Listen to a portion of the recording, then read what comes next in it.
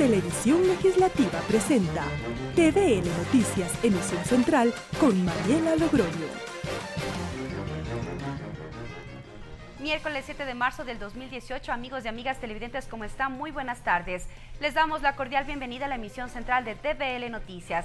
Gracias a quienes nos sintonizan a través del canal 42 en Quito y también en nuestro sitio web tvl.asambleanacional.gov.es. De inmediato, las noticias.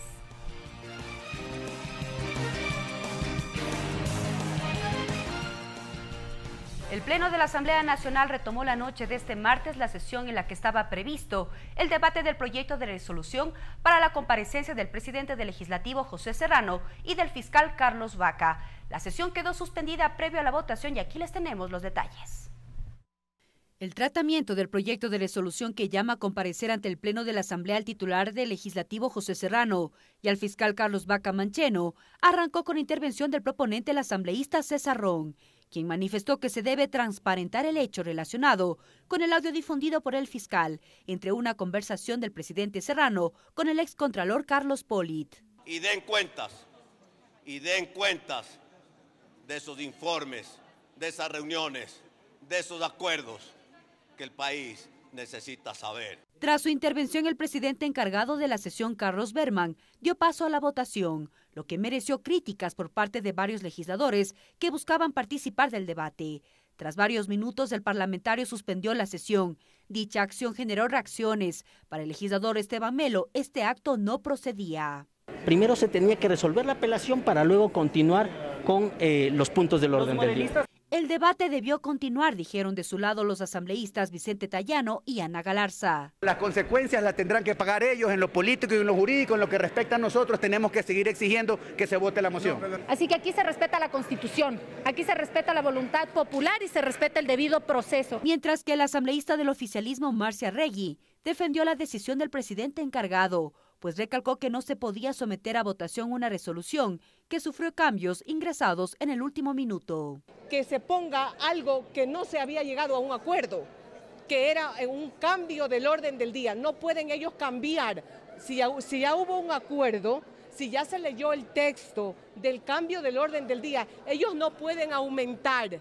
El proyecto de resolución final presentado por el proponente está contenido en 3 artículos, en donde se propone que en el plazo máximo de 48 horas se produzca la comparecencia de ambas autoridades y que al finalizar la misma, el Pleno decida sobre la destitución de José Serrano como presidente de la Asamblea y el inicio inmediato del juicio político en contra del fiscal Carlos Baca Mancheno. Mariela Logroño, TVL Noticias. Existen diversos escenarios y criterios por parte de los diferentes movimientos políticos sobre la suspensión de la sesión 499. El tema es analizado con asambleístas de Alianza País y autoridades de gobierno. Lorena Espinosa nos cuenta las opiniones hasta el momento.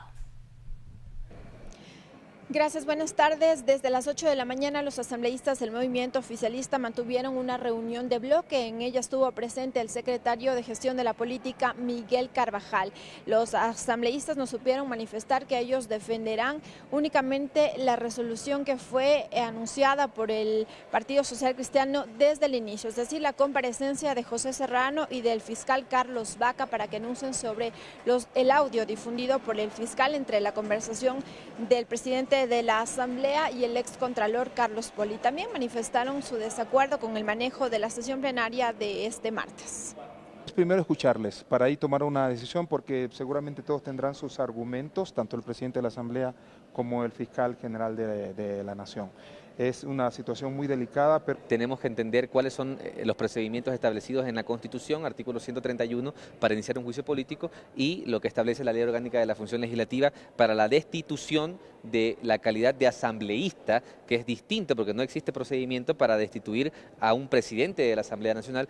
De su parte, los asambleístas de la Revolución Alfarista, me refiero al asambleísta Pavel Muñoz, él argumentó que se deberían precisar algunas modificaciones en cuanto al tercer artículo que se incluyó en esta resolución. Sin embargo, dijeron que ellos apoyarán este texto. No nos distraigamos en el tema de las apelaciones y volvemos sobre un punto anterior. Hay una cosa en firme en este momento, es el planteamiento del Partido Social Cristiano. Debatamos sobre cómo vamos a favor de ese planteamiento o es mejorado, pero desde nuestra parte no creo que esté en duda lo que está planteado en ese comunicado. Sí, estamos en la línea de apoyar la moción. Desde el Partido Social Cristiano, en cambio, insisten en que ellos no modificarán el tercer artículo que fue incorporado porque tienen la potestad de incluir o no cambios en esta resolución y dijeron que se mantendrán en firme para que se proponga el llamado a juicio político al fiscal Carlos Baca y la destitución del presidente de la Asamblea, José Serrano. Que la moción se encuentra planteada y obviamente tiene que ser votada. No hay posibilidad de que no sea votada. Ahora, que alguien argumente sobre el contenido de la moción, habrá que esperar si eso sucede, pero en lo que a nosotros respecta, jurídicamente somos los proponentes y somos los que tenemos la capacidad de decir si aceptamos o no. El que quiera votar que vote y el que no quiere votar que no vote. Si no hay los votos tendrán que enfrentar los asambleístas al juicio del país. Desde Creo en Cambio dicen que no importa las modificaciones o el mecanismo, lo que busca esta resolución del Partido Social Cristiano es un tema moral y de ética, dicen, por lo que tanto debería aprobarse en el Pleno del Parlamento. Pronunciamiento, ya sea de cesación por medio de destitución o por medio de renuncia, que hoy día se vote, que será aprobado, apoyado por nosotros, tiene una fuerza moral de cumplimiento. Es un pronunciamiento político que la Asamblea Nacional le hace a quien la dirige. La reunión del bloque oficialista concluyó aproximadamente a las 11 de la mañana. Al momento, los asambleístas anunciaron que tienen una reunión con el presidente de la República, Lenín Moreno, para abordar el mismo tema. La sesión plenaria, a la continuación de esta sesión número 499, está convocada para la 1 de la tarde. Esta es la información que les tenemos respecto a este tema. Que tengan una buena tarde. Gracias, Lorena, por la información. A través de un video que circuló por las redes sociales, el presidente de la Asamblea Nacional, José Serrano, se dirigió a los ecuatorianos para informar y dar a conocer su posición ante los hechos suscitados en los últimos días. Hubo reacciones por parte de asambleístas de diferentes bancadas. Desde su curul, el titular del Legislativo, José Serrano, se pronunció ante los recientes acontecimientos suscitados y el desarrollo de la agenda legislativa. Además, el presidente de la Asamblea ratificó su compromiso con sacar adelante la propuesta parlamentaria por la que se pronunció la ciudadanía en las urnas. En consecuencia, consideró como prioritario el trámite de las normas derivadas de la consulta popular y referéndum del pasado 4 de febrero. La primera, cumplida, la designación del Consejo de Participación Ciudadana y Control Social Transitorio. Y la segunda, ejecutándose la derogatoria total de la ley de plusvalía. En relación a la revelación del audio difundido por el fiscal Carlos Baca, el titular del Legislativo admitió que sostuvo conversaciones telefónicas en el ejercicio de sus funciones como fiscalizador del Poder Público, pero que posteriormente se pronunciará sobre dicho tema. Y por eso, en mi foro natural, aquí en la Asamblea Nacional, informaré detalle a detalle, palabra por palabra, la razón de mis dichos y, por supuesto, lo que aún me falta por decir. El presidente de la Asamblea además aclaró que cualquier ciudadano o ciudadano tiene las puertas abiertas para informar, denunciar y colaborar en la lucha contra la corrupción, pues aseguró que así es como mantuvo un sinnúmero de encuentros con diversos ciudadanos, funcionarios y exfuncionarios públicos. Hablo y hablaré con quien sea necesario para defender los intereses del país. El presidente de la Asamblea enfatizó además que no permitirá que se genere inestabilidad institucional en el país. No voy a permitir que en una suerte de trueque entre algunos correístas y una bancada dirigida por Guillermo Lasso generen ingobernabilidad al ganador indiscutible de las dos últimas elecciones, el presidente Lenín Moreno. Frente a dichas declaraciones, asambleístas de oposición insisten en su renuncia. ¿Por qué es el clamor ciudadano? En caso de no darse la misma, plantean otros escenarios. Después de la gravedad de los audios, lo absolutamente ético era que el presidente de la Asamblea renuncie sin que medie petición. Cuando esto no sucede, nosotros solicitamos que sea el Pleno el que se pronuncie buscando su separación. Sin embargo, Luis Fernando Torres explica que la Ley Orgánica de la Función Legislativa no define un mecanismo para cesar al presidente de la Asamblea de dicho cargo. El procedimiento para cesar en funciones al presidente de la Asamblea por la vía de la destitución supone una especie de mini juicio político al interior de la Asamblea. Esto pasa porque se defienda de acusaciones que tienen que realizarse. Y luego de que se haya defendido, que el acusador sustente lo que ha dicho con una réplica y en último término se vote. Según el artículo 18 de la Ley Orgánica de la Función Legislativa, en los casos de cesación de funciones, el Pleno de la Asamblea Nacional elegirá su reemplazo hasta que culmine el periodo de elección. María Fernanda Medina, TVL Noticias. Cambiamos de tema. Aproximadamente 4 horas duró el primer debate del proyecto de ley para derogar a la ley de plusvalía. En su mayoría los criterios se orientaron al apoyo de esta iniciativa. Desde otro sector hay serias dudas y críticas sobre los mecanismos para sancionar la especulación del suelo en el país. La ley de plusvalía debilitó al sector de la construcción conduciéndolo a la reducción de empleo. Fue el argumento del ponente, el asambleísta Fernando Burbano. En su intervención dio cifras como resultado de una normativa que no fue impulso para la reactivación económica del país, precisó. Por ello hay que generar políticas que incentiven el crecimiento urbano de manera planificada, ordenada y especialmente incentivar que estas construcciones tengan estímulos para que favorezca el aparato productivo. En el debate, el impuesto a la plusvalía concitó la discusión por el rumor de que este cobro se eliminaría. Frente a ello, los legisladores Luis Fernando Torres y Vicente Tallano aclararon que el mismo se mantiene en el COTAD. Por ello, sí existiría control y sanción para quienes especulen el valor del suelo. El impuesto que no se va a pagar es el impuesto a la utilidad extraordinaria. Siempre estuvo en absoluta vigencia y no cabe discusión alguna. No a todos convence la derogatoria. Para los legisladores Juan Cárdenas y Esteban Melo, es desconocer una ley que buscaba evitar la especulación del suelo. Dijeron que el pueblo fue engañado en la consulta popular. Que quede para la historia, no se sometió al control constitucional. Simplemente lo que terminan es afectando a la ciudadanía, a los más pobres, que serían los beneficiarios de esa vivienda. El asambleísta Franklin Samaniego, en cambio, se refirió al proyecto de vivienda impulsado por el gobierno. Allí planteó varias interrogantes y dudas de su destino, pues dijo que hasta la fecha no hay avances. Concluyó ratificando que la derogatoria sí afecta al país. ¿Cómo se accede gratis a las viviendas ofrecidas? Migrantes, ¿cómo se benefician ustedes? Las nacionalidades, ¿qué elementos han aportado para el plan Casa para Todos? Cabe señalar que este proyecto de ley derogatoria nace a partir de lo aprobado por los ciudadanos en la consulta popular del pasado 4 de febrero. Mariela Logroño, TVL Noticias.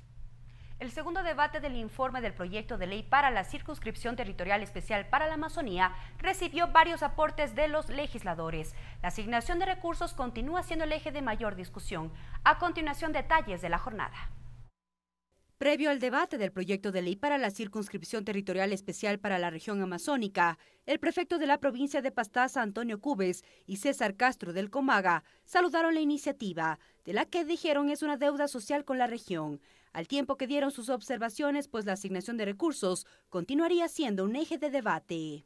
Necesitamos los recursos para poder llegar de manera oportuna a cada uno de esos sectores. Que por más de 40 años se ha venido explotando el petróleo y ha sido repartido en todo el país. Tras ello arrancó el debate con la intervención del ponente de la iniciativa, el asambleísta Jofre Poma, quien dijo que el cuerpo legal se basa en 3 ejes, el económico, de planificación y el ambiental. Con respecto a la asignación de recursos, hizo una breve explicación de los cambios. Hemos planteado de que tenga que ser de 4% y no menos de $2 americanos. No es justo que las provincias más ricas tengan más índices de pobreza a nivel nacional, fue la frase con la que inició el asambleísta Juan Pablo Belín. Él destacó los alcances del informe. Recursos necesarios para nuestros GATS, que obviamente inviertan y realicen esa inversión necesaria para el desarrollo de nuestra región. Con respecto a los recursos que reciben las parroquias tanto del cantón Penipe en Chimborazo cuanto de las parroquias del cantón Baños en Tungurahua, fueron expuestos por los asambleístas Fernando Callejas y Luis Fernando Torres. Ellos saludaron que se respete lo que por mandato constitucional les corresponde. La ley 010, esos recursos debían mantenerse. Será también en beneficio de las provincias del centro del país, como Tungurahua, de las ciudades del centro del país, como Ambato, por esa conexión íntima. Tras varias intervenciones, el presidente de la Asamblea suspendió el debate y convocó para el próximo martes la continuación en segunda instancia del proyecto de ley para la Amazonía. Mariela Logroño, TVL Noticias. De manera unánime, con 10 asambleístas presentes, la Comisión Ocasional aprobó el informe para primer debate del proyecto de reformas a la Ley del Consejo de Participación Ciudadana y Control Social. El concurso de méritos de oposición quedó afuera. El Consejo Nacional Electoral únicamente se encargará de la parte técnica y de verificación de requisitos. La sesión plenaria fue convocada para este día jueves 8 de marzo a las 18:15. El presidente de la República proponía que sea el Consejo Nacional Electoral el que seleccione los candidatos al Consejo de Participación Ciudadana y Control Social a través de un concurso de méritos y oposición. Sin embargo, en el informe para primer debate, los legisladores plantean que el CNE únicamente sea el encargado de verificar los requisitos e inhabilidades. El tema de que no exista una relación del cuarto grado de consanguinidad y segundo de afinidad de los candidatos al Consejo de Participación Ciudadana con autoridades electas por votación popular. Quienes deseen postularse al Consejo Definitivo y hayan desempeñado algún cargo público deberán desvincularse con algunos meses de anticipación.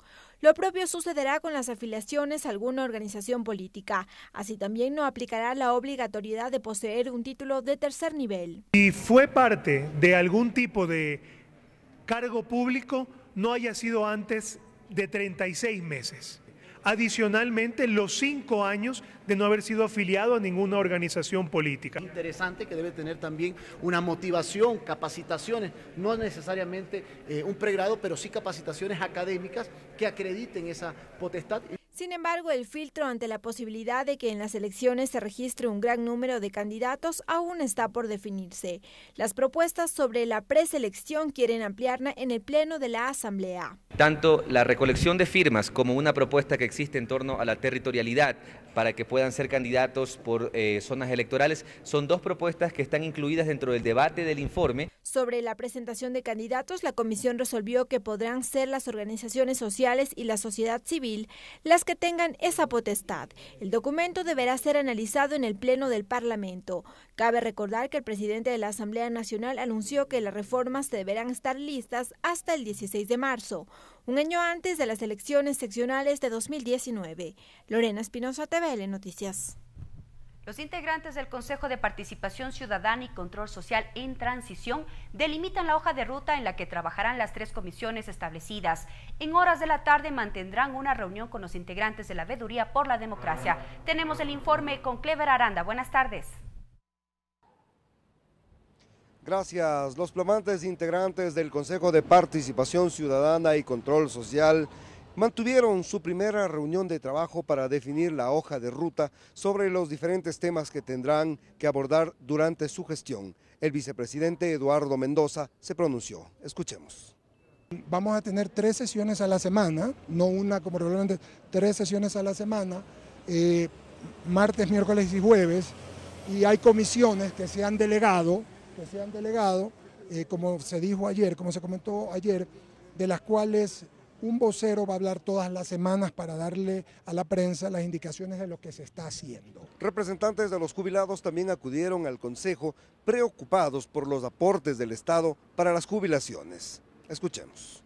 ¿Qué ha hecho la Contraloría? En este campo la Contraloría ha ayudado con 3 informes para comprobar el problema grave del perjuicio por las contrataciones de clínicas particulares y luego ha verificado que la deuda está en 2.572 por salud.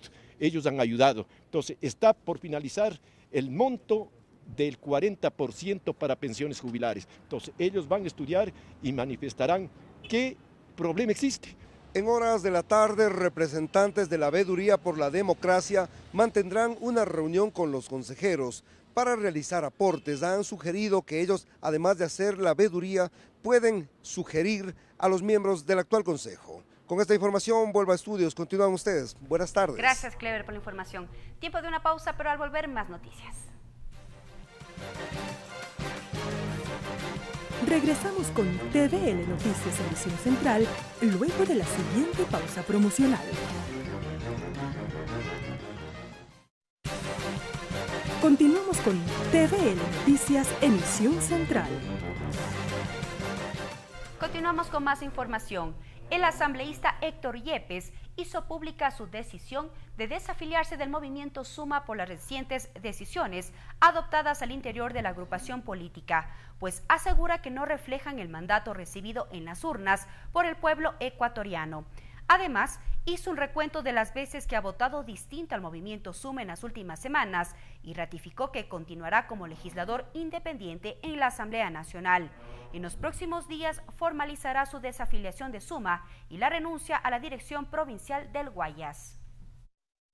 Mire, más que irregularidades son temas en los que yo no coincido y aquí hay que ser coherente. Por ejemplo, el haber votado por María Alejandra Vicuña, que representa al correísmo para la vicepresidencia de la República. Yo decidí abstenerme en esa votación. También voté distinto la semana pasada cuando no se dio los votos para exigir la renuncia de José Serrano. Otra discrepancia, y ya cuando esto es sostenido y ya no es solo sobre cuestiones aisladas, pues creo que lo mejor es dar un paso al costado. Pero yo voy a continuar como legislador independiente. Nuevamente, aquí no se necesita un partido para servir a la gente en la Asamblea. Por lo pronto yo voy a estar concentrado en sacar adelante los proyectos que ofrecí en la campaña electoral.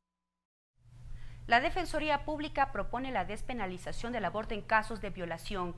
La sugerencia fue expuesta por el defensor público Ernesto Pazmiño en la Comisión de Justicia, que analiza varios proyectos de reformas al COIP. Más detalles con Ricardo Bravo.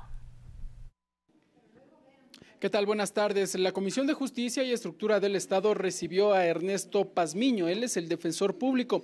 Aquí expuso el proyecto de reformas en materia de justicia, uno de ellos que se despenalice el aborto en ciertos casos. Vamos a ver parte de las declaraciones del defensor público. En una sociedad conservadora que no quiere debatir esos temas fundamentales, es la despenalización del aborto cuando el embarazo es fruto de una violación. Nosotros creemos que no hay violencia más fuerte contra una mujer, más grave que una violación. Por su parte, la asambleísta Encarnación Ducci indicó que buscan sistematizar este proyecto de reformas al Código Orgánico Integral Penal, también con otras observaciones. Todavía, hasta el momento, ha señalado la legisladora, no existe un plazo determinado para la presentación de un informe para su discusión en el seno del Legislativo. Así es, esa es la reforma puntual, es por ello que más bien, de acuerdo al análisis que hemos realizado de algunas propuestas de los señores asambleístas, son inconstitucionales, digamos, porque se puede hacer cambios trascendentales, sin embargo no están garantizados en la Constitución, también para ampliar esos derechos, y también hay que revisar los tratados y convenios internacionales. La mesa legislativa prevé nuevas sesiones para recibir observaciones en materia de reformas al Código Orgánico Integral Penal. Hasta aquí este informe. Buenas tardes. Gracias, Ricardo. Desde la Comisión de Justicia.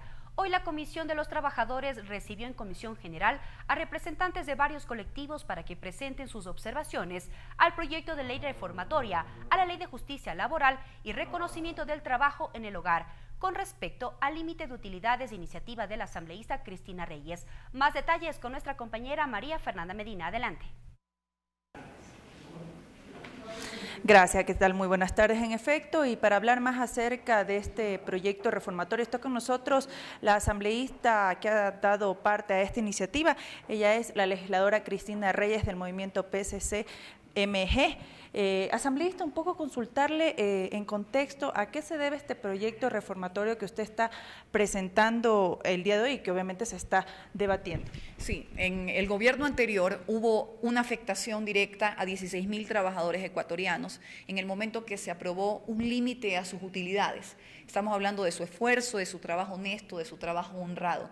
Supuestamente para tomar el excedente de sus utilidades, y decía el expresidente, financiar las prestaciones de la seguridad social de las amas de casa, cuando la propia Constitución establece que es el Estado el que tiene que financiarla y no el dinero producto del esfuerzo de los trabajadores, para remediar lo que ha sido no solamente un error malsano, sino una afectación directa. Se han planteado varios caminos. El primer lugar es una demanda de inconstitucionalidad, varias demandas de inconstitucionalidad, tanto de ese artículo como aquel que le quitó el aporte al fondo de pensiones de nuestros jubilados, también en esa misma ley. Y por otro lado, un proyecto de ley que ya tiene 9 meses en esta asamblea y recién empieza a dársele trámite, que lo que quiere es quitar ese techo a las utilidades. A mí me congratula, por un lado, que el ministro sí diga que se ha cometido no solo una ilegalidad, sino que es inconstitucional este techo a las utilidades, y él de alguna manera nutre mi propuesta porque, además de brindarle el respaldo y decir que está de acuerdo con ella, establece una disposición transitoria en el sentido de que, de aprobarse este proyecto, las utilidades que ya se les quitó a 16.000 trabajadores, a sus familias, a sus hijos, esos montos sean devueltos por parte del Instituto Ecuatoriano de Seguridad Social, cosa que le he agradecido porque complementa y nutre lo que intentamos hacer, reivindicar el derecho de los trabajadores y sus familias y, por supuesto, corregir un error que a todas luces lo único que tuvo fue un discurso político perverso que estigmatizó el trabajo, el esfuerzo y que hoy la Asamblea Nacional y la Corte Constitucional estamos en la obligación de corregir. Asambleísta, solo para clarificar, ¿cuál es el artículo que se está reformando dentro de esta ley?